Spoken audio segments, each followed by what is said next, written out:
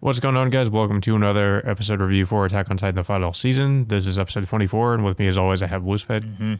So we finally get to catch up with both Hanji and Levi after pretty much what happened to them after this part of the season started. So we find out that Hanji's pretty much eliminated the Jaegerists that were pursuing them, and she pretty much proceeds to stitch up Levi's wounds, in which you can clearly see like he has a stitch going way across his face into his eye. Yeah, you can kind of, because in the end of the last episode, we just saw him wearing the bandages, but in this one, we actually see how bad his face has been messed up by the explosion. Yeah, and I mean, if you remember, like he had shrapnel like stuck in his face, so I'm Yeah. sure like Hanji took a while to carefully pull them out, and that was also the fact that Levi also lost his two fingers on his right hand. Yeah. So, yeah, of course, it just kind of shows, like you said, what happened after they managed to get away from Flock and the others. And then, of course, it cuts back to the end of the last episode where they're having that conversation with Peak and Magath. There was actually another section where Hanji also saw what was it, Aaron's message in the paths. Oh yeah, so basically it just confirms that they were there when and heard what Aaron was going to do, which makes sense because as we know, like all the subjects of Ymir would have heard what Aaron's message. Mm-hmm. Yeah, so like you said, Hanji and Levi find Peak and Magath, and they pretty much they reluctantly make a deal with each other that their main goal is to go after and kill Zeke after what he's done, and pretty much everything that he's done, and like getting Aaron to start the rumbling. And that's pretty much all we see from them in that scene, and it cuts us back into both Connie and Falco going back to Connie's village where Connie's of course still planning on feeding Falco to his Titan mother. Yeah, we do kind of see that Connie. Obviously, this is something that Connie has doesn't really seem to want to do, because when they're traveling to the village, like there's a scene where they're resting at camp, and he's just kind of saying to himself like or something like he wishes he didn't have to do this, and I guess like wondering what Sasha would have done or something like that. So that was kind of because I mean, I still think Connie is really more so thinking with his emotions and not really thinking about this logically. What would be the point of turning his mother into a Titan shifter? Obviously, the only reason he wants to do that is so he can temporarily bring his mother back to life. But his mother would serve no real strategic purpose as a Titan shifter. Mm-hmm.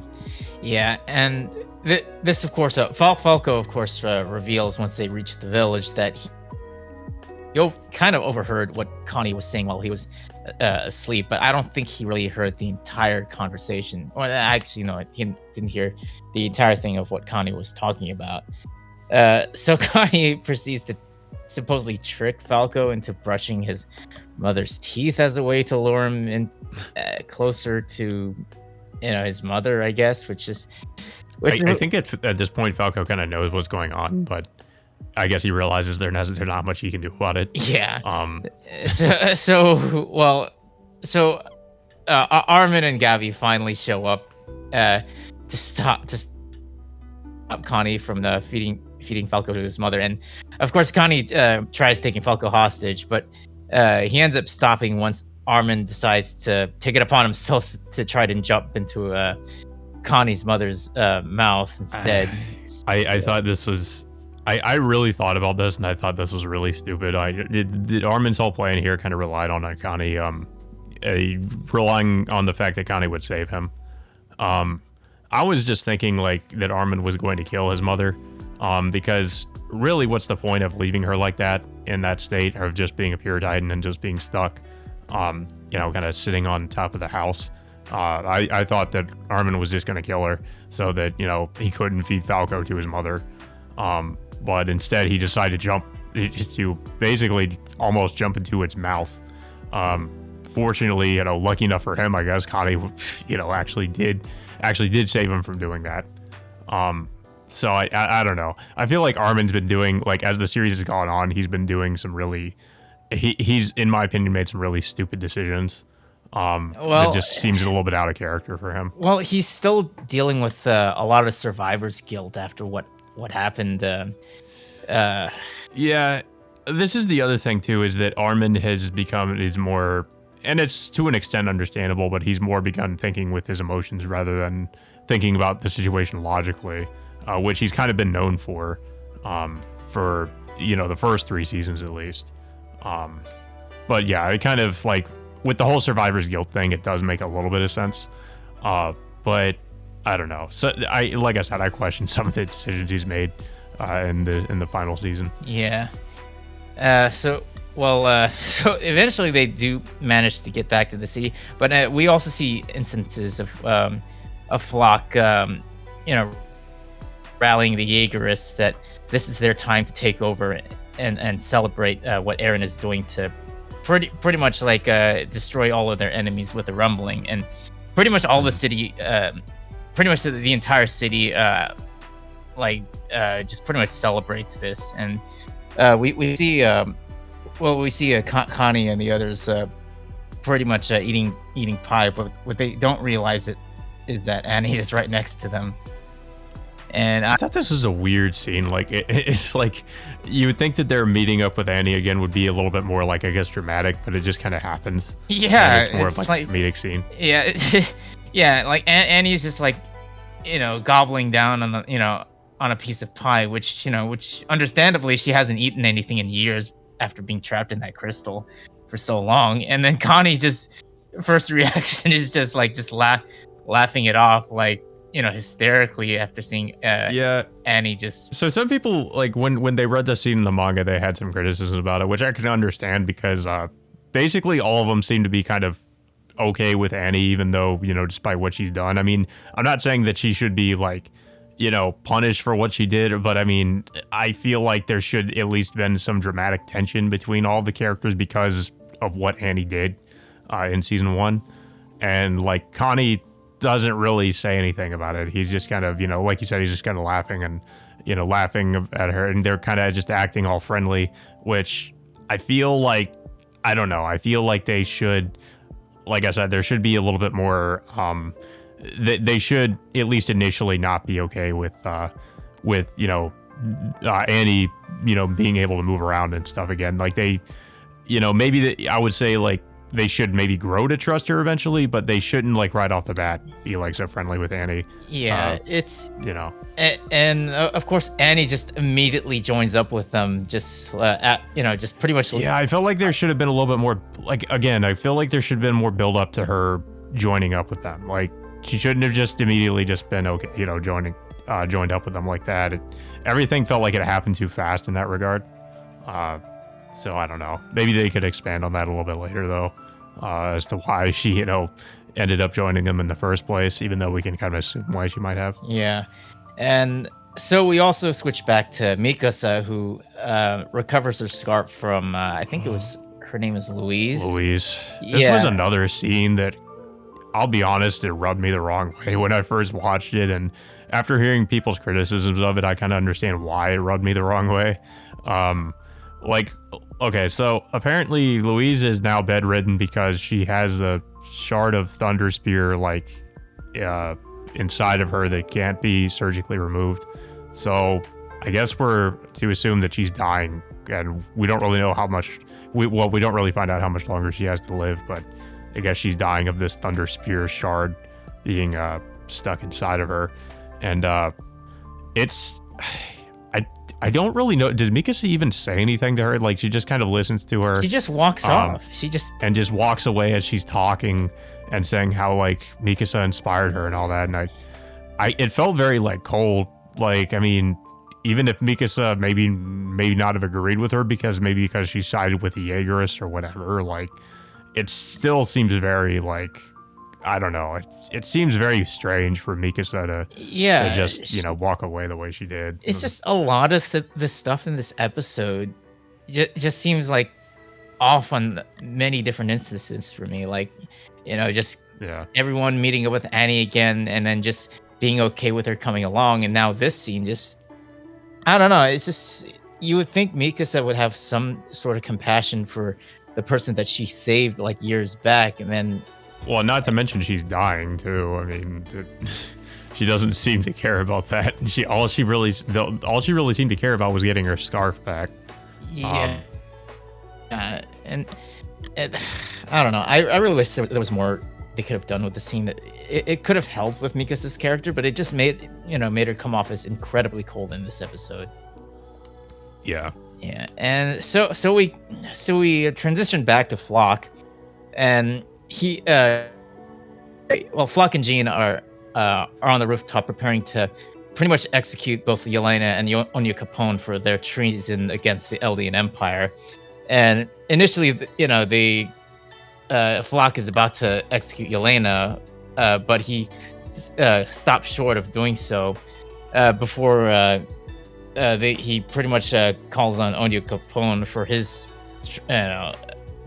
his treasonous acts against the Eldian Empire. But Onya Capone just pretty much calls everyone out on how screwed up this whole situation is. That he wanted to help out because he wanted to save his own country from Marley, but instead the overall result is that Aaron's gonna completely annihilate his entire country and family.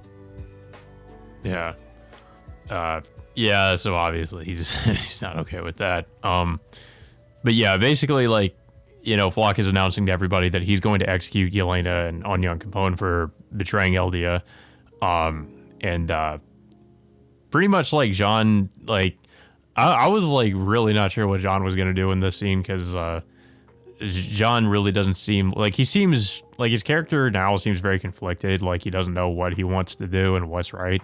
So I wasn't sure actually what he was gonna do in this scene, but we find out he ends up shooting like in between the two of them, and he shoots like 4 times. And Flock is at first confused about this, but then, like, before anything can happen, the Car Titan shows up and he swallows Jean and Yelena and Onya Capone, and just gets away with them. And we apparently find out later that was supposed to be a signal for the Car Titan to come in and just I guess take all of them into her mouth. Yeah. And then after this happens, like, Flock is like wondering where Mikasa is. And apparently, like, we see Mikasa and I think we see the Mikasa and the others, like Annie and Armin, like on like I guess like they're on these like wagons, and they're like I don't know if they were procuring supplies or something. Yeah, they carrying weapons and supplies, and then just pretty much getting away from the city from all that confusion. It's just there was some person, I guess, watching them, but we don't really find out who that was in this episode. I guess that might have been like something that we'll find out later, and maybe it was some kind of a plot point or something. Yeah, so they all eventually rendezvous with Magath, Levi, and Hanji, who've pretty much the reason why they took Yelena is so they can take her to Magath, I guess, to punish her. For Magath to punish her in some way, but I don't know how that scene's gonna play out. But to be honest, this scene, like, it just felt like I said, a lot of these scenes in this particular episode just, I don't know, it just seems out of character in several moments, and then like some elements just feel too rushed to me. Like, when the hell did Mikasa like meet up with Connie, Annie, and everyone else just out of the blue like that? Yeah, like I said, I feel like if there were some more proper build up for certain things, it would have been fine. But it does kind of feel like